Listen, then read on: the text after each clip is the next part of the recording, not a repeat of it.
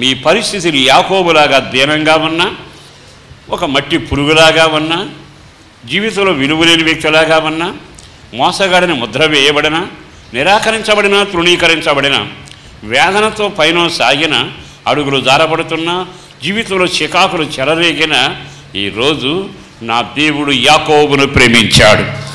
ఆ యాకోబును ప్రేమించిన వాడు గవిని తెరిచాడు, ఆ దీవెనల చేత నింపబడ్డాడు. ఇంత బాగుందా? పురుగు వంటి యాకోబులో నక్షత్రం పుట్టడం మొదలయ్యింది. ఈ నక్షత్రం నజరుడని యేసునకు సంకేతం. ఎవరిలో పుట్టాడు? ఎవరిలో ఉదయించాడు? మట్టి పురుగైన యాకోబులో ఉదయించాడు. యేసు ప్రభు ఎక్కడ జన్మించాడు? తలవాల్చుకొనుడకు స్థలం లేక అదుగా ఆ పశువుల తొట్లో పరుండబెడితే ఆ పొత్తికొడ్డల మీద ఉంటే అక్కడ నివసించాడు. ఆయన ఎక్కడ జన్మించాడు? బైబిల్లో మీకా గ్రంథంలో ఒక మాట ఉంది, 5:2. ఏమని తెలుసా?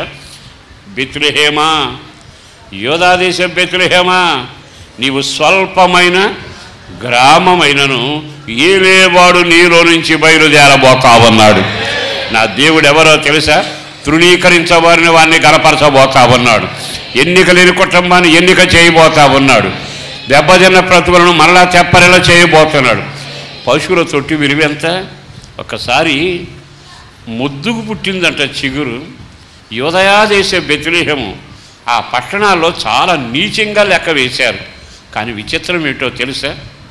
అంత నీచమైనది అని లెక్క వేస్తే ప్రవచన లేఖ ప్రకారం అక్కడే జన్మించాడు. ఇక్కడికి వస్తే మోసగాడి జీవితంలో, వారి వంశంలో ప్రవచనం నెరవేర్పుగా నెమ్మదిగా ఒక నక్షత్రం ఉదయించడం జరిగింది. ప్రపంచానికి శుభవార్త. ఆయన గనుడిగా పట్ల, గొప్పవారింట్లో పట్ల, ఏరుదు రాజు భవనాల్లో పట్ల మంటి పురుగు దగ్గర పుట్టాడు. మనలాంటి శరీరాన్ని ధరించుకుని ధీరుడిగా పుట్టాడు. నిరాకరించబడిన పట్టణమైన ఆ గ్రామమైన బెత్లెహేములో పుట్టాడు. మోసగాడన్న యాకోబులో పుట్టాడు. యాకోబులో నెమ్మదిగా నక్షత్రం ఉదయించింది.